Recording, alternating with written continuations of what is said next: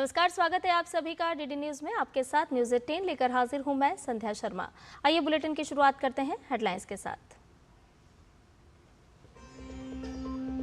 बिहार में पहले चरण का चुनाव प्रचार थमा। आज पोलिंग बूथों पर पहुंचेगी चुनाव आयोग की टीम। दूसरे दौर के चुनाव प्रचार के लिए जेपी नड्डा, राहुल गांधी समेत कई नेताओं की होगी रैली।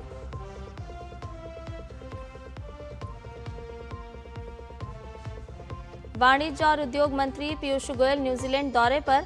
अपने समकक्ष से करेंगे भारत न्यूजीलैंड के बीच मुक्त व्यापार समझौते पर चौथे दौर की वार्ता।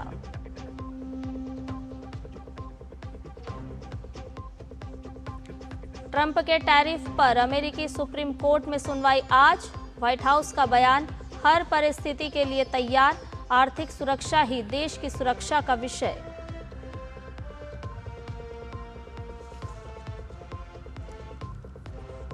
देश भर में धूमधाम से मनाई जा रही है कार्तिक पूर्णिमा और गुरु नानक जयंती।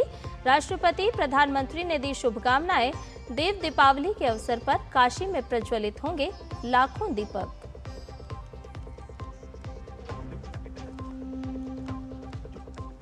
और मौसम ने बदली करवट। हिमाचल के ऊंचाई वाले क्षेत्रों में हुई बर्फबारी। लाहौल स्पीति, किन्नौर और मनाली के बाहरी इलाकों में बर्फबारी से बढ़ी ठंड। सभी प्रमुख खबरें विस्तार के साथ। कल 6 नवंबर को होने वाले पहले चरण के बिहार विधानसभा चुनाव के लिए प्रचार अभियान अब थम चुका है। अब चुनाव आयोग की तैयारियां अंतिम चरणों में है। इस बार कुल 2616 प्रत्याशी चुनाव लड़ रहे हैं, लेकिन पहले चरण में 18 जिलों की 121 सीट पर 1314 प्रत्याशियों की किस्मत तय हो जाएगी। उससे पहले आज शाम तक हर पोलिंग बूथ पर चुनाव आयोग की टीम पहुंच जाएगी। पहली बार हर निर्वाचन क्षेत्र में एक सामान्य पर्यवेक्षक नियुक्त किया जाएगा। सभी मतदान केंद्रों पर वेबकास्टिंग कराई जाएगी ताकि चुनाव प्रक्रिया पर पूरी निगरानी रखी जा सके। जिला मजिस्ट्रेट और पुलिस अधीक्षक को निर्देश दिए गए हैं कि किसी भी तरह की हिंसा बर्दाश्त ना की जाए। राज्य में पर्याप्त केंद्रीय सशस्त्र पुलिस बल तैनात किए जाएंगे। बिहार विधानसभा चुनाव के दूसरे चरण के लिए दिग्गजों ने कमर कस ली है। जनमत को साधने और अपने पक्ष में करने के लिए पार्टियां कोई भी कसर नहीं छोड़ना चाहती। इस क्रम में भाजपा अध्यक्ष जेपी नड्डा आज बिहार में 2 जगहों पर प्रचार करेंगे। पूर्वी चंपारण के मधुबन में जेपी नड्डा की पहली रैली होगी। मधुबन से भाजपा ने निवर्तमान विधायक राणा रणधीर को टिकट दिया है। दूसरी जनसभा पश्चिमी चंपारण के नरकटियागंज में होगी। एनडीए ने नरकटियागंज से संजय पांडे को चुनाव मैदान में उतारा है। वहीं कांग्रेस की बात की जाए तो कांग्रेस नेता राहुल गांधी भी बिहार के औरंगाबाद और वजीरगंज में चुनावी सभा करेंगे। बिहार में दूसरे चरण के लिए 11 नवंबर को मतदान होना है। और चुनाव आयोग के अंतर्राष्ट्रीय चुनाव आगंतुक कार्यक्रम के अंतर्गत विदेशी मेहमान आज और कल बिहार के दौरे पर रहेंगे। इस कार्यक्रम के अंतर्गत विदेशी मेहमान आज ईवीएम प्रेषण केंद्र का दौरा करेंगे। वहीं कल ये सभी वास्तविक मतदान देखेंगे। इस कार्यक्रम की शुरुआत कल नई दिल्ली में आयोजित एक विशेष कार्यक्रम में हुई। इस उद्घाटन सत्र में फ्रांस, दक्षिण Africa, Belgium, Indonesia, Philippines, Thailand और कोलंबिया जैसे 7 देश के 14 प्रतिभागियों ने भाग लिया। प्रतिभागियों के सामने ईवीएम का प्रदर्शन किया गया। ये कार्यक्रम अन्य देशों और अंतर्राष्ट्रीय संगठनों के चुनाव प्रबंधन निकायों के साथ अंतर्राष्ट्रीय सहयोग और सहभागिता के लिए ईसीआई का एक प्रमुख कार्यक्रम है।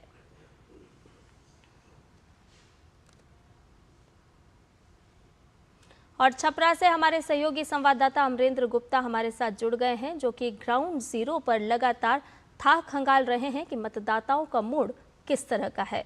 अमरेंद्र, सबसे पहले तो यही बताइए कि चुनाव आयोग ने पूरी तैयारियां कर ली है, प्रचार प्रसार का शोर थम चुका है, लेकिन वो कौन कौन से ऐसे उम्मीदवार हैं जिनके लिए कल मतदान होगा और उनकी साख दांव पर होगी? संध्या, देखिए, जो टोटल मतदान आयोग ने जो मतगणना स्थल बनाए हैं वो 90,712 मतदान केंद्र बनाए हैं चुनाव आयोग ने। इसके लिए पैरामिलिट्री की 500 कंपनियों को डेप्यूट किया है। सेंसिटिव और अति सेंसिटिव जगह पर जो मतदान का जो समय है वो 1 घंटा घटाया गया है। इसके अलावा चुनाव आयोग की जो पोलिंग पार्टीज हैं वो अपने अपने मतदान केंद्रों की ओर रवाना हो गई। ये तो मतदान चुनाव आयोग का जो अपडेट है वो बता रहा हूं, लेकिन जो ये 18 जिलों की 121 सीटें हैं संध्या, वो खासी अहम मानी जा सकती है, क्योंकि इसमें एनडीए जो है यानी कि भारतीय जनता पार्टी, जेडीयू, चिराग पासवान की लोक जनशक्ति पार्टी, जीतन राम मांझी की हम और उपेंद्र कुशवाहा की राष्ट्रीय लोक मोर्चा, ये 5 पांडवों की तरह इस पूरे बिहार के चुनाव में लड़े हैं। और लगातार प्रधानमंत्री हो, गृह मंत्री अमित शाह हो, उन्होंने पांडवों की तरह ही पूरी सभाओं में इस बात को रखने का प्रयास किया है कि जिस तरह से प्रधानमंत्री नरेंद्र मोदी और नीतीश कुमार ने बिहार में विकास के रास्तों को खोला है, तो आने वाले समय में जो जनता जो है विकास के रास्ते को चुनेगी, तभी वो प्रधानमंत्री नरेंद्र मोदी के विकसित भारत के सपने के साथ बिहार आगे बढ़ पाएगा। इसी तरह अगर महागठबंधन की बात करें तो महागठबंधन में जेडीयू, कांग्रेस, वीआईपी और कम्युनिस्ट पार्टियां हैं, और इन्होंने भी मतदाताओं को लुभाने के लिए लगातार प्रयास किया है। लेकिन संध्या, जो सबसे अहम बात है कि जो वोटरों की संख्या अगर देखें तो वोटरों में जो महिला वोटर्स हैं लगातार वो एनडीए के पक्ष में रही हैं और एक साइलेंट वोटर के तौर पे मानी जाती हैं। और अगर महिला वोटर की इस बार की संख्या की बात करें बिहार में तो 3,49,00,000 महिला वोटर्स हैं, और यूथ वोटर एक टर्निंग पॉइंट वाला वोटर माना जाता है। और 18 से 19 साल के जो वोटरों की संख्या है वो 14 लाख है, यानी कि ये दो वोटर जो है वो एक टर्निंग पॉइंट होते हैं। और जो 6 नवंबर की जो सीटें हैं, जिसमें अगर हम हॉट सीट की बात करें तो तारापुर विधानसभा जो सीट है वहां पर जो बिहार के डिप्टी सीएम तेजस्वी सम्राट चौधरी का मुकाबला अरुण कुमार सिंह, जो आरजेडी के दिग्गज नेता है, उनके साथ हो रही है। लालू घराने की जो एक इंपॉर्टेंट सीट मानी जाती है तारापुर से तेजस्वी यादव का मुकाबला भारतीय जनता पार्टी के बड़े नेता जो हैं सतीश कुमार, उनके साथ मानी जाती है। और जो बगावत के सुर आपने लालू खानदान में देखे, उसमें महुआ सीट की चर्चा पूरे बिहार चुनाव में होती रही है। और महुआ सीट पर तेजस्वी के भाई तेज प्रताप यादव लड़ रहे हैं अपनी नई पार्टी के साथ, और उनका मुकाबला मुकेश कुमार रोशन के साथ हो रहा है। और अगर हॉट सीट की बात करें तो देखिए भोजपुरी की लोक गायिका जो है मैथिली ठाकुर ने भारतीय जनता पार्टी ज्वाइन किया और वो अलीनगर से प्रत्याशी हैं। इसके अलावा हम बात करें छपरा लगातार जो विधानसभा क्षेत्र है या संसदीय क्षेत्र है, 10 विधानसभा क्षेत्र है छपरा में, और महागठबंधन की स्थिति खासी मजबूत मानी जाती रही है। और इस बार जो है महागठबंधन ने आरजेडी की तरफ से जो है भोजपुरी के एक फिल्म स्टार जो है खेसारी लाल यादव को चुनाव में उतारा है, तो उनकी किस्मत भी दांव पर है। इसके अलावा अगर हम बात करें टोटल जो है इस पूरे मतदान फेज में 1314 प्रत्याशी हैं जिनकी किस्मत दांव पर लगी हुई है, जिसमें हम बात करें मधेपुरा, सहरसा, दरभंगा, मुजफ्फरपुर, साहेबनगर, हाजीपुर, वैशाली, मुंगेर, गोपाल नगर, सीवान, ये सारे हॉट सीट माने जाते हैं। और इस बार का मुकाबला कड़ा इसलिए भी है कि संध्या में थोड़ा सा पीछे अगर ले जाऊं, 2020 के अगर आंकड़े देखें संध्या, तो इन 121 सीटों पर दोनों गठबंधन यानी कि एनडीए और महागठबंधन का मुकाबला लगभग बराबर रहा है।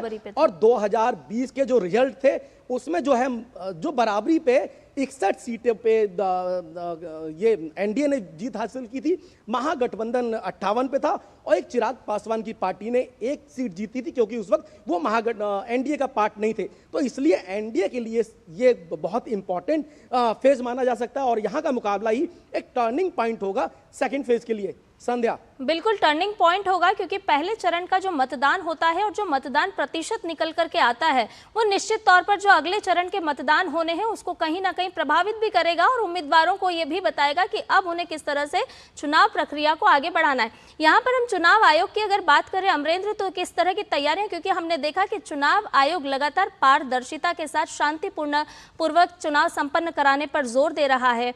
और बिहार विधानसभा चुनाव ऐसे चुनाव होंगे जो एसआईआर से लेकर के अब आगे भी अगर हम वेबकास्टिंग की भी बात करते हैं तो कई सारी नई चीजें इस चुनाव में हमें देखने को मिलेगी।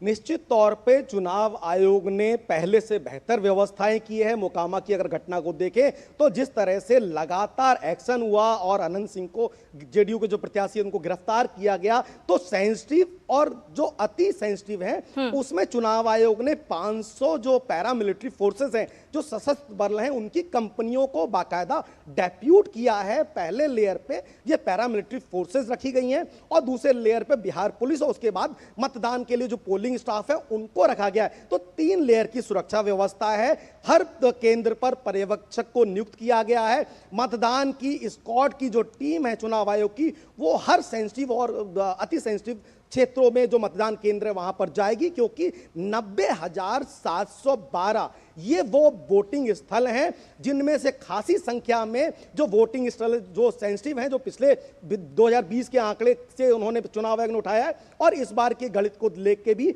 तो खासी अच्छी व्यवस्था की गई है।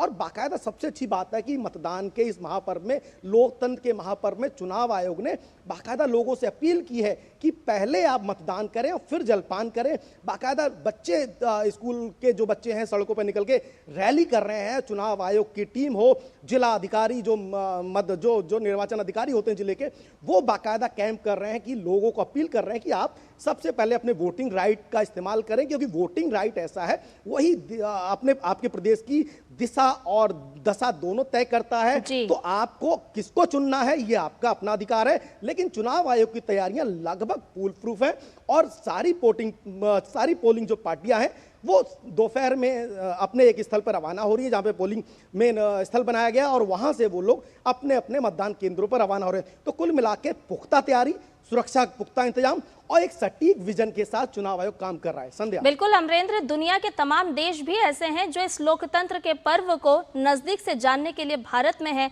प्रतिभागी जो हैं वो आज और कल की अगर हम बात करें तो वो नजदीक से देखेंगे कि किस तरह से इतना बड़ा लोकतंत्र का पर्व जो है वो चुनाव आयोग के माध्यम से पारदर्शिता के साथ संचालित किया जाता है।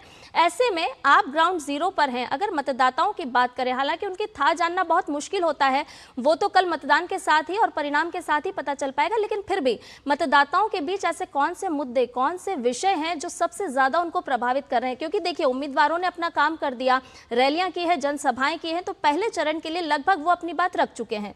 अब बारी मतदाताओं की है।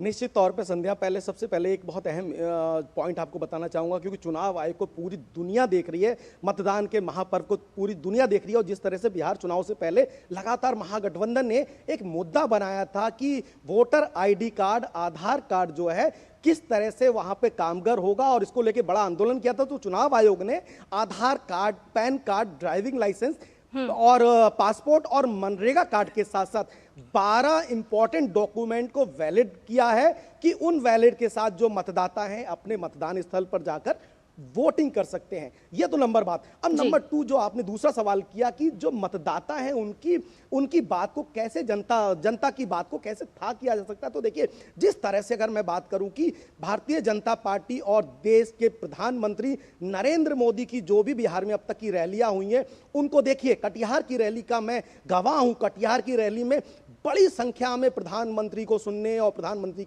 की बातों को महसूस करने के लिए वहां की जनता आई है। और महिला वोटर, जिसकी संख्या मैंने बताया कि 3,49,00,000 एक टर्निंग पॉइंट वोटर्स है। और अभी 20 सालों में अगर आप देखें तो लगातार महिलाओं ने बिहार में बढ़ चढ़ का हिस्सा लिया है और उनका वोट, आधी आबादी का वोट कहीं ना कहीं सत्ता की राह को बनाने में प्रभावित करता है। और प्रधानमंत्री ने, आपने देखा कि कल महिलाओं के साथ, आधी आबादी के साथ संवाद किया और ये बताने का प्रयास किया कि कल 20 साल पहले किस तरह से जंगल राज था, महिलाएं, बच्चियां सड़कों पर नहीं निकलती थी, महिलाओं के लिए रोजगार नहीं था, पलायन की व्यवस्था, पलायन हुआ करता था। लेकिन इन 20 सालों में विकास की नई रफ्तार बिहार को मिली है और यही विकास की रफ्तार जब एनडीए की सरकार आएगी। बिल्कुल अमरेंद्र, यानी कि जो विकास बिहार में जनता ने देखा है, निश्चित तौर पर वो उनके मन मस्तिष्क पर असर डालेगा और ये हमें देखने को मिलेगा कि किस तरह से जनता का मूड जो है वो पहले चरण में मतदान के दौरान देखने को मिलेगा। मतदान प्रतिशत भी हमारे सामने होंगे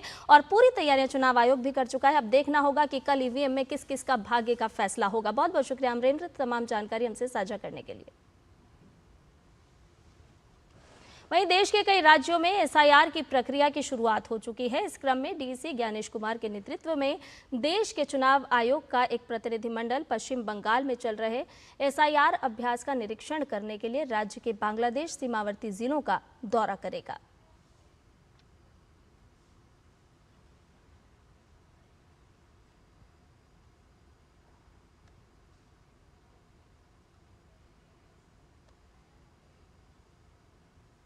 बुलेटिन में खबरें और भी हैं, लेकिन फिलहाल एक छोटे से ब्रेक के लिए रुक रहे हैं। जल्द हाजिर होंगे।